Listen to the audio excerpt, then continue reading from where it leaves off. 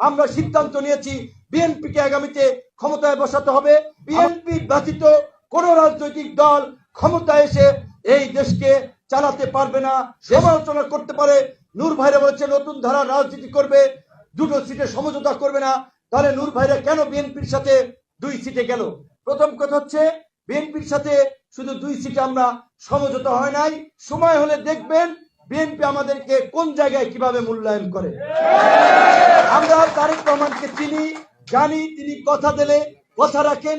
কাজী তার সাথে আমাদের কি কমিটমেন্ট হয়েছে এটা তো আমরা পাবলিকলি বলবো না। টুকুপথ আন্দোলন করেছি, তাদের দায়িত্ব আমরা আলাপ আলোচনা করে যে 31 দফা রাষ্ট্র সংস্কারের কর্মসূচি দিয়েছিলাম সেটার পূর্ণাঙ্গ বাস্তবায়ন, আগামী 5 বছরে একটি স্থিতিশীল সরকার দেশে প্রতিষ্ঠিত করে দেশের উন্নয়ন, মানুষের নিরাপত্তা এবং বিশ্ব অঙ্গনে বাংলাদেশকে একটি স্থিতিশীল রাষ্ট্র হিসেবে পরিচয় করিয়ে দেওয়া, তুলে ধরা, যাতে আমাদের দেশে বিদেশি বিনিয়োগ আসে, আমাদের দেশকে সবাই নিরাপদ মনে করে। তাই আমরা দেখেছি এই মুহূর্তে বিএনপি ব্যতীত কোন রাজনৈতিক দল ক্ষমতায় এসে এই দেশকে চালাতে পারবে না, দেশকে স্থিতিশীল রাখতে পারবে না।